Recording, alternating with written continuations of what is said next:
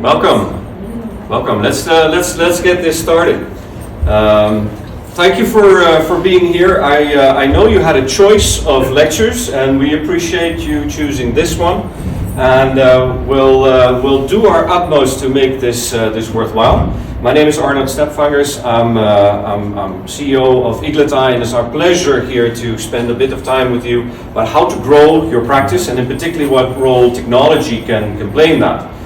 And we're absolutely thrilled and honored by two guest speakers that we have today. There is Dr. Murray Johnson. He graduated from the University of Houston College of Optometry, and he has also a master in physiological optics and vision science.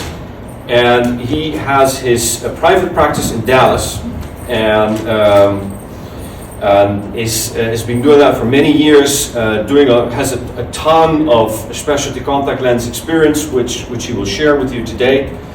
And he also is a fellow of the American Academy of Optometry. So we're really honored to have you here, sir. And also here is Dr. John Samssedi. He graduated at the University of Benin in Nigeria, and is medical director of Ocuville Eye Care in Nigeria, in Lagos, and is also founder of the Ocuville Foundation, which does a lot of awareness, education, all around healthcare, youth healthcare, all of these activities in Nigeria. And he is one of the pioneers of specialty contact lens fitting in Nigeria. And so we're very happy to have him here sharing his perspective on how to grow a practice in such an environment. So without much further ado, Dr. Johnson, if you would please. Thank you, Arnie. It's a pleasure to be here. It's an honor to be here. I think the Eaglet ESP team wanted to show two different practitioners from two different parts of the world, and they've got it. My journey starts in the late 70s and the early 80s, and when you think about it, that was the infancy of contact lenses. Just think about it. We had PMMA. We had the beginnings of RGP in the late 70s, early 80s. We had soft lenses, which came onto the market in 1971. There really wasn't a whole lot going on. So that was the infancy of where it was.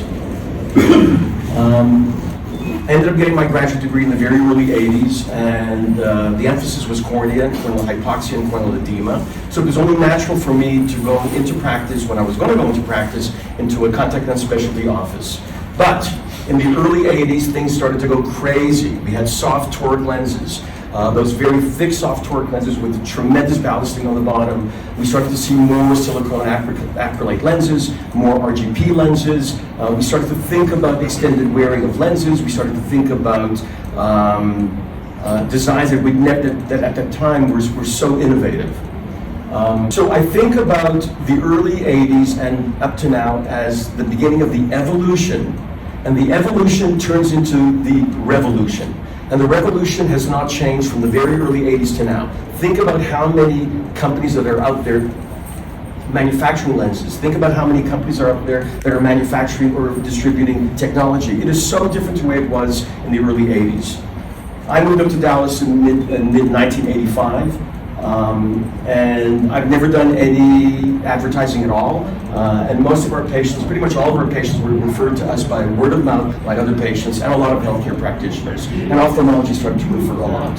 So remember, the evolution became the revolution, and the revolution has not stopped.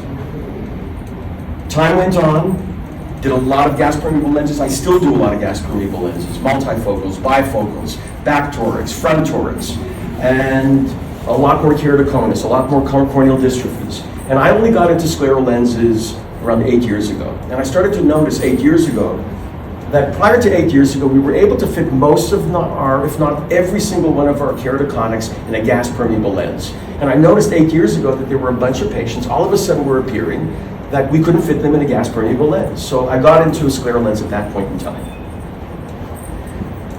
2021 was my biggest grossing year ever. COVID was still going on. And even my accountant at the end of 21 said to me, "What are you doing? What's going on?" And I said, "Look, we have a very, very, very devoted patient base. And all of our patients were either referred by other people. And thank God I'm living in Dallas, Texas, and there are more people moving to Texas than ever before." So in 2021, I bought 3 new pieces of equipment, and one of them was the Eaglet ESP. And the reason for me to do that at that time is that, you know, those of us that have been in practice for a while, you know how to read a fluorescein pattern. If it's too flat, if it's bearing onto the cornea, you know to go a little bit steeper, and you can kind of figure out the clearance, but you can't really figure out the landing zone. And I wanted to save myself time, and I wanted to take away some of that educated guesswork on how flat or how steep should I go on that landing zone. The keys to my success, my secret recipe, is that we have a modern office. We buy technology, we use it. I've repainted the place a few times, we recarpeted a few times, we've gotten rid of some walls a few times, and it's a very modern, simple but elegant office. And I figured out that patients are not ignorant. When you take a patient and you take them from room to room, and they experience different instrumentation, different technology, they already know that they're in a different place. They already know that they're experiencing something that they have not experienced at the previous practice that they were at. Again, my secret recipe, referrals by other patients, a lot by other doctors online. So the first time we ended up having a website was 5 years ago. We never had a website before because we were booked up 6, 7, 8 weeks in advance, and I figured, you know, what do we need a website for? So we ended up doing a website 6 years ago. I think it's great, it's still a work in motion, and honestly we are getting more referrals online over the last few years than ever before. People are going onto social media and we are getting more of that. Specialty lenses, it's an opportunity to grow your practice for sure. We're seeing more myopes today, we're seeing more progressive myopes, we're seeing more keratoconics. They're either being better diagnosed, or these are keratoconics that are going to ophthalmology and saying, "Hey, I want LASIK, I've been 20 different doctors, I need LASIK," and they say, "Well, we can't do LASIK, you have keratoconus." So we're seeing more of that, we're seeing more corneal dystrophies, we're seeing more corneal ectasias. And the opportunity to grow your practice is here. Now, I'm going to say this slowly because I want you to think about what I'm going to say. The more elements, the more technology, the more knowledge that we as practitioners commit to mastering, the more solutions we can offer to the patients. If you cannot practice the way you practiced when you first graduated, you've got to add to the office. If you're practicing the way you first graduated, even if it's only 10 years ago, you're not offering those solutions to those patients that are coming in with problems that they've had and nobody else is offering it. So you've got to have the elements, technology, the knowledge, and you have to master them to come up with greater solutions.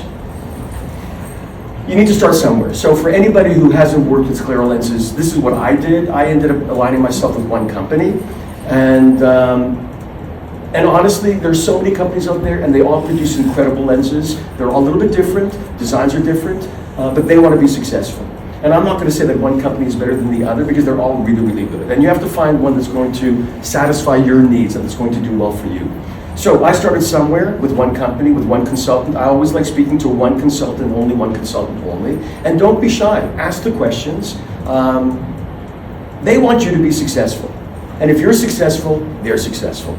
Never stop learning. As I said before, you've got to keep on learning. You've got to add your knowledge. You cannot be stagnant. You cannot stay the way you were when you first graduated. Stay patient-centric. It's not about me. It's not about industry. It's not about my staff. It's not about you. It's about the patient. It's all about the patient. We have to stay patient-centric and only patient-centric. And they need to have that feeling that they are the center of the universe when they're in your office. Show. Don't only tell. Show. You've got to show them. You know, there's never enough time. And show them their topographies, show them their meibomian glands. When a patient comes in who's had a post-LASIK experience and they want a soft toric lens, and you want to explain to them that it's not that easy to fit a soft toric lens on a post-LASIK cornea, show them those maps, show them the nooks and crannies on that cornea, and show them that it may be a little bit more difficult to do. And it can be done, but it's not that easy.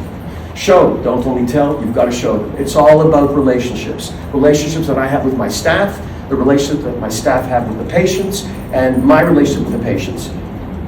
It's those relationships that are going to keep the patients coming back, and it's those relationships that's going to keep the patients referring other patients to you. It's all about the user experience. To me, user experience is customer service. Customer service has gone by the wayside a little bit. We're living in a very different world, fast-paced. We're seeing a lot of patients. Patients want customer service. Patients leave offices because they're not having and being given customer service.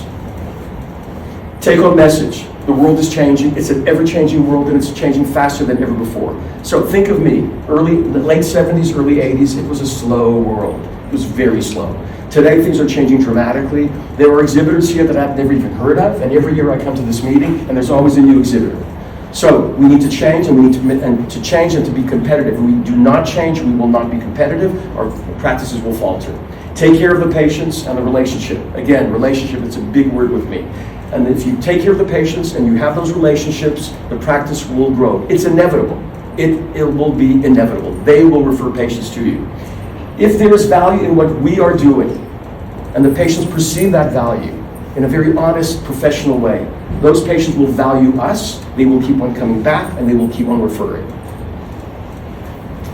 Thank you. We rushed a little bit because I want to give John the time to speak. Those of you that don't have an Eaglet or ESP, I want you to go and meet the powers that be. They're very friendly, they're very knowledgeable, and they want you to succeed. Thank you. Thank you. Good morning. Good morning. Yeah, thanks for having me here again, Eaglet Tim. Okay. I'll use rather different approach because he said most of the things I wanted to say. And it's the business of ESP, right? It's the business. So when I think about business, I'm thinking about relationships and I'm thinking about money. I'm sorry, that's the way I think, Because I'm sure if you want to get an equipment, a piece of toy, like some of you would like to call it down here in the optometric setting, you want to see what the turnover will be, how much money is going to come back, right? Is it not so? You don't want to put a piece of equipment on your desk and at the end you start asking yourself, why did I do this? And I see online a lot in the big optoms group where they're like, I want to sell all this equipment, I'm moving into something new. And the reason is simply because maybe I was hasty in purchasing that equipment initially, and right now I don't see the need for it, okay? And for me, my story is very simple in my relationship with the Eaglet, okay? And what happened, I think it was 2018, 2019, we had this exchange program with the SUNY College of Optometry, and we had you come there and we saw, I actually came there to learn things about pathology, neurooptometry. That's why I actually came, because I love diagnosis, I love pathologists. But I came on that day and Professor McDonald was not around, and I was forced into contact lens, the contact lens lab. And trust me, since I got in there, I have not come out. Of course, really it's not just about the money, it's about the relationships, okay? And the new stuff that is happening in my country, in my continent, because of what we dared to do, okay? I know it's a bit different in Europe, it's a bit different in the US, but trust me, in Nigeria, what I have experienced is truly phenomenal. So, I got into scleral lenses and I wanted to now see how I could, make the most out of the scleral lenses, because we got to realize lots of our patients have been under-cared for, because then when you see a patient and you see, okay, maybe he has a cone, you give glasses, because we didn't have the specialty back then, prior to 2018, 2019, okay? So the first hurdle for me, which I don't know if that's the hurdle for you if you're in the US, was trying to get a company in the US, because they were the ones, making this specialty lenses, to trust us, to want to produce these lenses for us. Because even when you make the diagnosis, no matter the kind of equipment you have, you need to be able to produce for these patients, right? So we started based on diagnostics, okay? So we just went first to use the diagnostic box. So fortunately, I would say I met a gentleman in the American Academy named Troy. And I could say that was the foundation for me. He was the one who looked at me and said, I'm willing to take that risk. And he said, let's try. And then we started. It was basically diagnostics. My first patient, prior to the COVID, I changed the lenses 9 times. 9 times. And you could imagine how frustrating that was for me, how frustrating that was for the patient, how frustrating that was for my staff. Because I'm like, oh yes, she can see, but why the eye, why the red, and all kinds of problems that were coming up with it. And I reached back to Aculen's, and that's Troy, and I said, look, this doesn't seem to work. He said, you're right, this is not working. So what do we do? He said, you need to get the Eaglet. It's going to help you reduce the number of time you spend with each patient, and the turnover is going to be great. And how much does it cost? I was like, wow. If you understand, it's peculiar for me because the exchange rate in my country right now to $1, it's about 750 naira to $1. So yes. Back then it was about 500 naira or so. And I remember talking with the team. I was like, look, I really want to get this, but it's a lot of money. We don't do credit system. We don't trust the credit system in our country. The reason is the rates is about 23 to 27% for lending rates, which means you end up working for the bank all your life. And I was not willing to do that. So I talked with my wife. She's my #1 business partner. And I said, darling, we need to do this. And she was like, why you first? Nobody has been doing it. Why you? And I said, let me just take this risk. Ladies rule the world. And I took that risk. And I am here today because it was a turning point in my practice. And sorry, I'm jumping because of the time. I'm conscious of the time. It was a huge turning point for me because from one patient, between 2019 and now, we've seen over 200 patients, and majority of the patients coming from ophthalmologists. Now, I jump to that. The reason is this. In my country, there is a huge rift between optometrists and ophthalmologists. When I mean a huge rift. I know in the US, you've come a long way, and you're like brothers and sisters now, husbands and wives, you chat, I know. But it's not like that. Normally, the referral is from the optometrist to the ophthalmologist, okay? But now with the scleral lens specialty fitting, it's now we can get referrals from the ophthalmologist to the optometrist, which was revolutionary, which has made my colleagues now come and say, look, John, we want to do what you're doing so we can get referrals from the ophthalmologist as well. But it took a lot of lobbying, it took a lot of talking. I remember the first patient we got from the ophthalmologist, and he called me because it's kind of magical because the VA was about hand movement and light perception, and we just put the fit after taking the scans and everything, and voila, he was saying, sorry, we use 6/9, that's about 20/40, 20/50 or so. And the ophthalmologist called me back and he said, John, what you did, is it science or magic? And I said, this is pure science, sir. He said, no, because these patients are usually reaching out, we say they should go for transplant. I said, now you know, there is no need for the transplant. And he coincidentally happens to be the secretary to the Ophthalmological Society of Nigeria, Lagos State Chapter. And I was like, this is interesting. So he sends me 4 more patients. And he gets the same results. And he was like, wow. And then he talks to, the president of the Ophthalmological Society of Nigeria. Now, generally, they're not much. They're about 1,000 ophthalmologists, as against 5,000 optometrists in Nigeria. Okay? And the population of Nigeria, by the way, is about 220 million. And in Lagos, where we are, it's about 22 million. Okay? Because that's the commercial hub of Nigeria. So, and he sends a patient reluctantly because I had worked for him some years ago and like a local optometrist, and he was really reluctant because even the patient, the young man, came in with his mother, and let's just see what he's going to do. There's no harm trying. And they come in like an investigative reporter asking, where did you graduate, where did you finish, this, that. No problem. And my oldest take his VA. The right eye is pretty okay. He used to manage with glasses. The best correction there was about 618 with the best correction, but the left eye was hand movement, you know, and count fingers, that kind of stuff. And then we try to use reverse psychology because we know it's expensive and we need to convince them. So he sits on the chair and we do the Eaglet. And you know, one thing I like about the Eaglet, it wows the patient. You know, with all the 3D designs and all that, it truly wows the patient. And it's kind of like a selling point for me too, if you don't mind, you know, showing them all those designs and everything. It's confusing to the patient, and that's a selling point, whether you like it or not. So, and we do all of that, and then we put the diagnostic fitting in his eyes. And this is the response we get. So what can you see now? RHT, OBSG, FMNX, PGXJ. And you couldn't see before. I couldn't see anything. It's a miracle. I can't see. I like your reaction.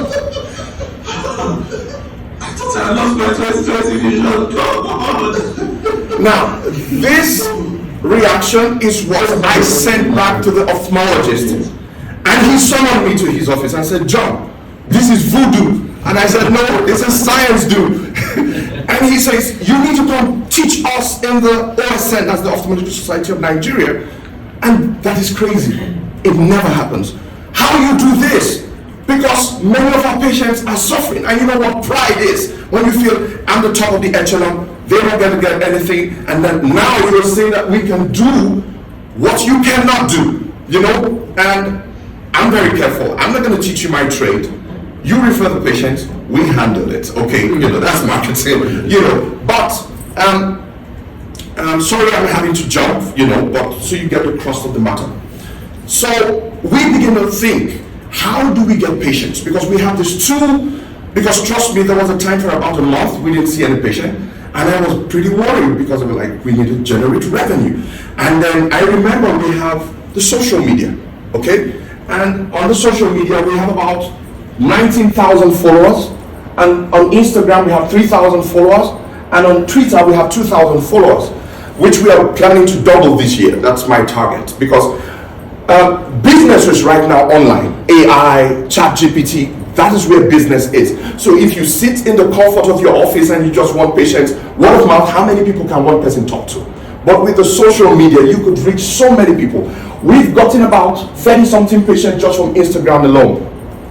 Instagram, just Instagram, because the young people are there. And you know there's a huge ton of patients who are affected by keratoconus that are young, okay? So what we do is 2 more minutes. Oh, okay. So we're getting a lot of patients from Instagram. So we invest a lot on online marketing right now. So what we do is, with the patient's permission, signed consent, we take just a minute or 30 seconds of this video, we put it on our YouTube page, and then we get calls. We get calls. It works like magic. And then when they come, we can now, you know, back and forth. Right now, we even get patients from Ghana. We get patients from the Gambia, from Mauritius, because you know, I remember the first meeting I attended, what, 2019 or 2020, and I heard patients from Nigeria were coming to the US. I said, I'm going to stop that trend, trust me. Oh no, you're taking my money, I'm going to take it back. So, well, profilometry saves your time, it gives your patient more trust, it reduces your overall expenses. We've recovered our money back, which is beautiful, and trust me, it's something you want to invest in, and I have not regretted getting that equipment, and I'm sure you will not regret it too. Thank you very much. Sorry I had to rush. Thank you both. Can I invite you up here? Are there any questions for our speakers, please? Any questions?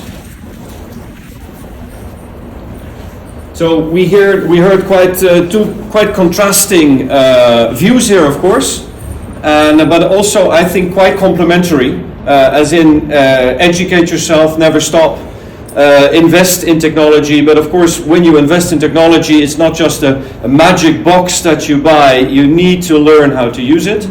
And well, I thank you very much, both of you, for sharing your experience and your wisdom And I thank you very much for being here.